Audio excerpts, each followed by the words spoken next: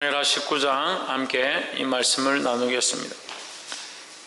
19장에서 우리가 함께 나누어야 될 중요한 부분은 뭐냐? 이게 본색입니다. 본색. 인간의 본색. 자기에게 좋고 유익하면 삼키고 자기에게 불리하면 뱉어버리는 인간의 이 악한 본색을 볼 수 있습니다. 누구 안에도 있느냐? 우리 안에도 있다라는 거죠. 그럼 우리 안에 이 악한 본색들을 고쳐야 된다는 겁니다. 자기에게 유익하면 그렇게 하려고 하고 자기에게 유익하지 않으면 뱉어버리고, 사람을 대할 때도 자기에게 유익하면 그 사람에게 어쨌든 굽신거리고 인정하고 좋은 말들을 하고, 근데 자기에게 유익하지 않으면 뱉어버리고 욕을 하고 저주하는 이 악한 모습들을, 이 악한 행태들을 그리스도인들은 버려야 된다는 겁니다. 근데 실제로 우리 삶에서 너무나도 그런 일들을 많이 합니다. 자기에게 필요하면 사람들 찾고 교회도 찾고 목사도 찾고, 이게 필요 없으면 필요 없다고 돌아도 보지 않는, 교회 올 때는 교회 오고 싶다고 목사님 좀 태워주십시오, 차를 좀 보내주십시오, 그 실컷 태워와가지고 예배 드리게 해놓으면 좀 다니다가 마음에 안 든다고 찾아가서 신방을 해도 문도 안 열어주고, 그런 일이 없을 것 같은데 우리가 실제로 그런 일들 너무 많이 하는 거예요. 왜 그럴까요? 사람들이 자기 유익만 바라보는 겁니다. 자기를 위해서 교회가 존재하고, 자기를 위해서 목사가 존재하고, 자기를 위해서 성도들이 존재하고, 심지어 하나님도 자기를 위해서 존재하는 거예요. 예배도 마찬가지예요. 우리가 우리를 기쁘게 하기 위해서 예배하는 게 아니에요. 홍주는 뭐라고? 그럼 누구를 위해서 예배해야 합니까? 하나님 기쁘시게 하기 위해서 예배해야 되죠. 근데 우리 생각들 어떻습니까? 재미가 없다, 힘들다, 지루하다, 뭐한다고 예배를 이렇게 드리냐, 그렇게 생각을 하죠. 왜? 자기 유익을 위해서 예배를 드리고 있으니까. 그게 무슨 예배입니까? 예배는 하나님께 드려져야 하고 올려져야 하고 하나님 영광 받으셔야 하고 그 은혜가 우리를 통해서 흘러가야 하는데, 자기를 위한 예배를 하고 있다면 그것은 예배가 아니라는 거예요. 볼 수 있기를 주의 이름으로 축복합니다. 근데 오늘 19장이 전반적으로 계속 그런 모습들이 나옵니다. 19장 6절 봅시다. 이는 왕께서 미워하는 자는 사랑하시며 사랑하는 자는 미워하시고 오늘 장관들과 신복들을 멸시하심을 나타내심이라. 오늘 내가 깨달으니 만일 압살롬이 살고 오늘 우리가 다 죽었다면 왕이 마땅히 여기실 뻔 하였나이다 하십니다. 무슨 말이냐면, 다윗이 이 압살롬의 죽음을 굉장히 슬퍼하면서 통곡하고 우는 겁니다. 이것을 보는 이스라엘 백성들이, 유다 백성들이 민망해가지고 다 같이 슬퍼하면서 도망가 버렸다. 각각 집으로 돌아가 버렸다는 거예요.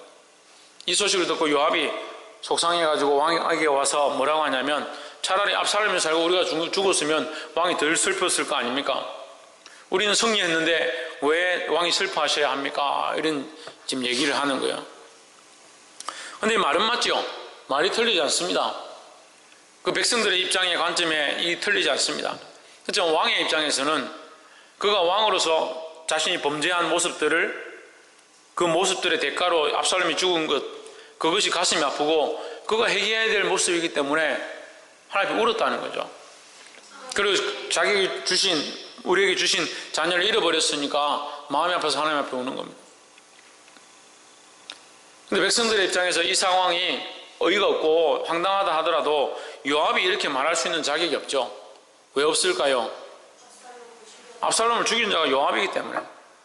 왕이 죽이지 말라고 명령을 했지만 죽이지 말아달라고 부탁까지 했는데 죽이기는 요압이 죽였다는 거죠. 근데 요압은 뭐라고 말합니까? 왜 이렇게 슬퍼하십니까?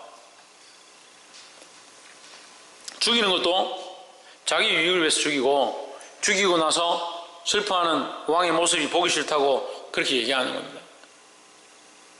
참 사람의 입이요, 얼마나 이게 교활하고 거짓된지.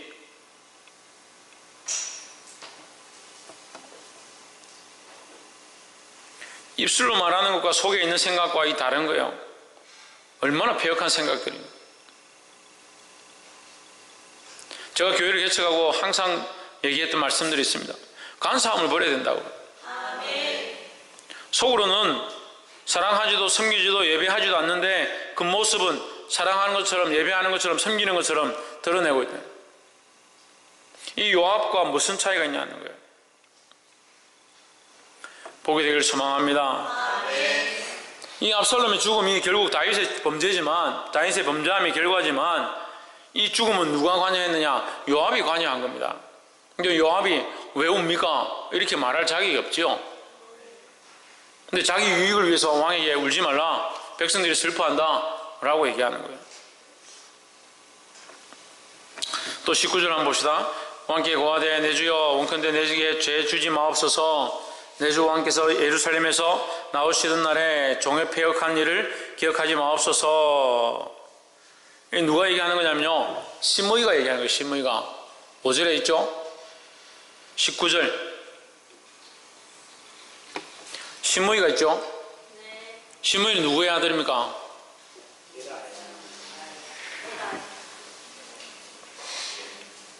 게라의 아들 시므이. 게라의 아들 시므이는 누구와 관계가 있냐면 이 사울과 관계가 있는 겁니다. 사울과 관계가 있어서 이 다윗이 패전하고 압살롬이 왕이 되면서 다윗이 도망할 때에 건너편에 서가지고 다윗을 욕하고 개머리라고 막 욕하던 자다. 근데 지금 다윗이 다시 왕권을 가지고 회복돼가지고 왕권을 회복하고 왕의 자리로 올라가니까 뭐라고 합니까? 기억하지 마옵소서. 내 죄를 돌리지 마옵소서. 이렇게 얘기하는 거예요. 그럼 뭐가 바뀌었습니까? 시므이가 바뀐 걸까요? 시므이가 바뀐 게 아닙니다. 왕이 아니었다가 다시 왕으로 다시 돌아온 거죠. 이게 얼마나 악랄합니까? 지금 당장 왕의 그런 권위 앞에 엎드리는 것은 되는 거예요. 그거 정말 하나님을 두려워했으면 왕이었던 왕이지 않았던 하나님 앞에서 진실한 모습들로 나아가야 되는데 하나님 앞에 있지 않은 거죠. 그러니까 말이 거짓되는 왕이 쫓겨갈 때는 욕하고 비난하고 가서 죽으라고 돌을 던지고, 그런데 지금 다시 돌아와서는 왕이 돌아오니까 왕권을 가지고 다시 돌아오니까 뭐라고 합니까? 기억하지 마옵소서. 이 거짓 때문에 간사한 모습들을 버리기를 주의를 축복합니다. 여기 누가 같이 있었냐면 시바가 같이 있는 겁니다. 머비보셋의 종이죠. 시바가 같이 따라와 있습니다. 왜 같이 있느냐? 둘 다 거짓되니까 거짓된 자는 거짓된 자와 항상 같이 있는 거예요. 세상을 따라가면 같이 세상을 따라가는 겁니다. 세상을 따라가는 자와 함께하면 우리도 세상을 따라가는 자의 모습을 가지게 되어 있습니다. 우리 누구를 따라가야 되냐? 예수 그리스도를 따라가야 되죠. 그럼 뭐 누구를 따라가야 되느냐? 예수 그리스도를 따라가는 자를 따라가는 자가 되어야 합니다. 그래서 사도 바울을 통해서 하나님께서 우리에게 말씀하십니다. 내가 그리스도를 본받는 자 된 것 같이 너희는 나를 본받으라 했습니다.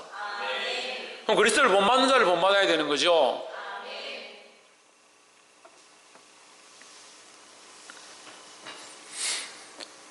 24절에 사울의 손자 머비보셋이 내려와서 왕을 맞으니 저는 왕을 떠난 날부터 평안히 돌아오는 날까지 그 발을 맵시 내지 아니하며 그 수염을 깎지 아니하며 옷을 빨지 아니하였더라 했습니다.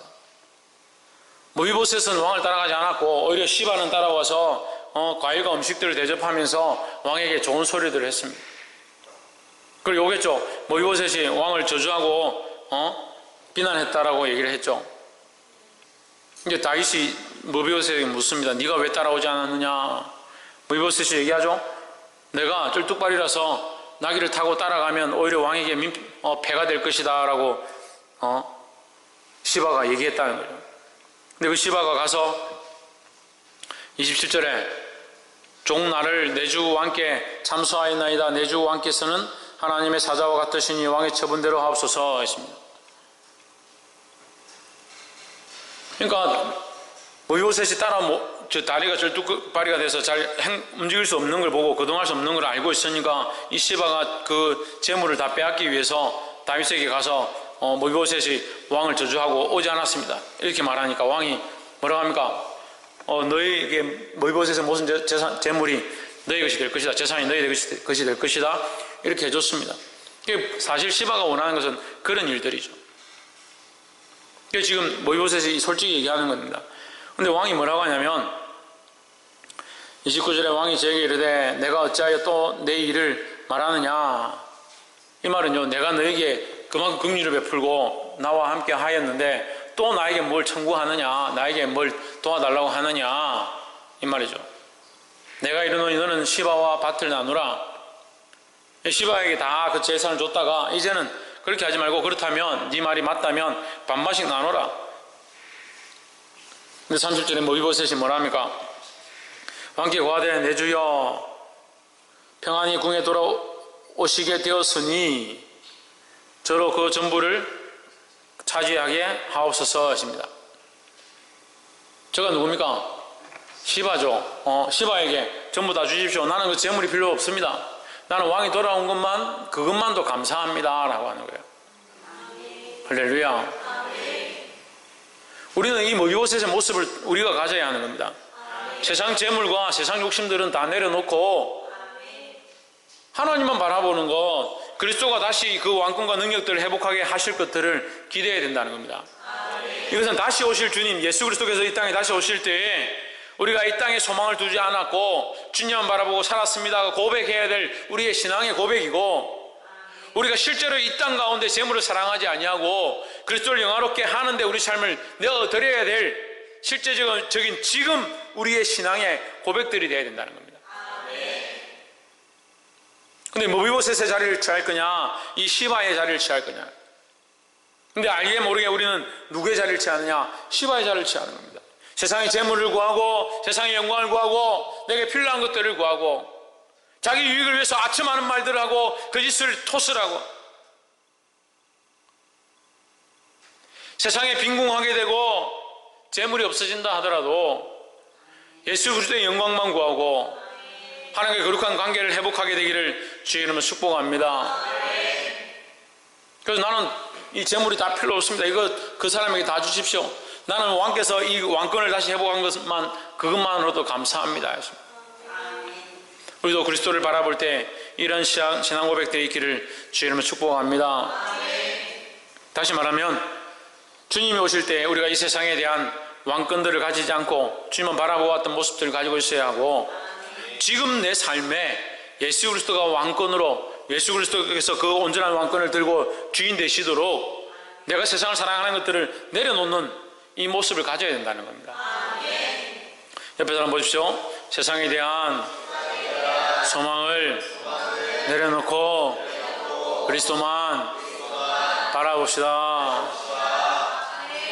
할렐루야. 마찬가지로 또 한 모습이 나오죠. 31절에 글리앗 사람 바르실레도 똑같은 사건입니다. 바르실레도 다윗을 공개하고 도왔던 자입니다. 그가 거부고 돈이 많았지만 그 돈을 엉뚱한 데 쓰지 않고 어떻게 했습니까? 다윗의 피난과 그가 배고파서 힘들어할 때 그를 돕는 자가 역할을 했다라는 겁니다. 할렐루야. 우리가 돈이 많고 적고 부자냐 가난한 자냐 그게 천국 가는 것과 관계없습니다. 어떤 사람은 부자가 되면 천국 못 간다, 못 가는 거 아닙니다. 하지만 부유한 것들에 초점이 맞춰져 있고 부유한 것을 위해 살아가면 하나님 나라의 영광을 볼 수 없다는 거예요. 이 사람은 바르실레는 거부였지만 부자였지만 어떻게 했느냐? 왕을 온전히 섬기고 하나님 기름 부어서 세우신 그 왕의 그 권위 앞에 엎드릴 수 있는 자의 자리에 있었다는 거예요. 나이가 80이 넘었습니다. 20대 당시에 80이면 지금으로 치면 90세가 넘는 100세가 넘는 그런 나이예요. 그런 나이에 젊은 왕에게 엎드리고 숙이고 그를 대접하는 데 자기 재산을 썼다는 거예요. 누구를 두려워했느냐? 하나님을 두려워할 수 있는 자였다는 거예요. 할렐루야. 또한 왕이 그에게 불러서 예루살렘에 와서 나와 함께 있자라고 했지만 바르실레는 그것을 거절합니다. 오히려 내가 왕께 가면 나이도 많고 몸도 불편해서 더 짐이 되고 덕이 되지 않을 것입니다 하면서 그 자리를 사용합니다. 반면에 42절 한번 보십시오. 무지다 모든 사람이 이스라엘 사람에게 대답하되 왕은 우리의 지친인 까닭이라 너희가 어찌 일에 대하여 분내느냐? 우리가 왕의 물건을 조금이라도 먹었느냐? 왕께서 우리에게 선물 주신 것이 있느냐 했습니다.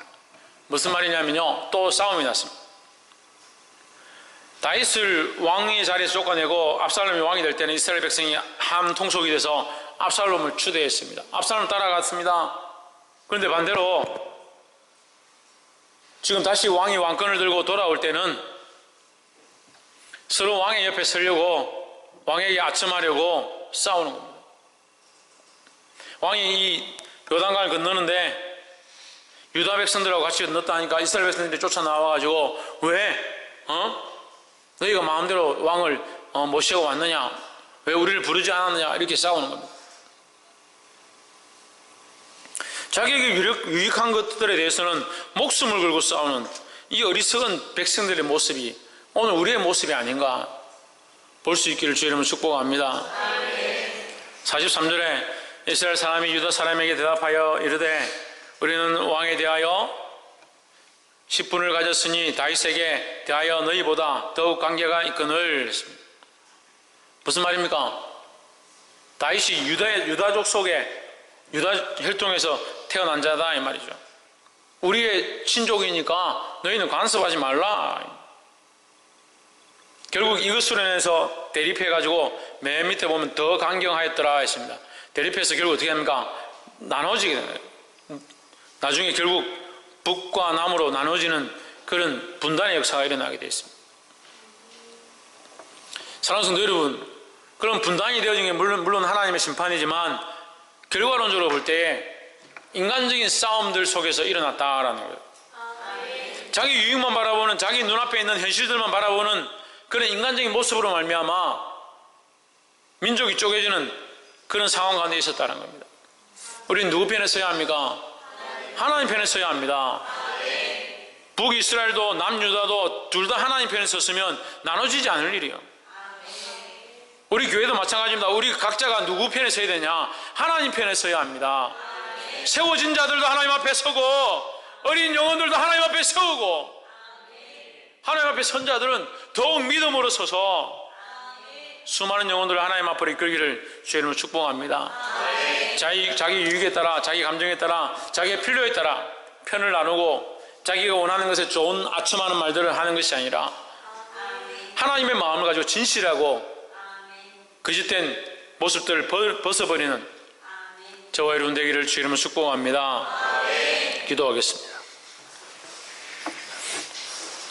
이 시간 말씀을 기억하면서 함께 통성으로 기도하고 자유롭게 기도하고 마치도록 하겠습니다. 기도하시겠습니다.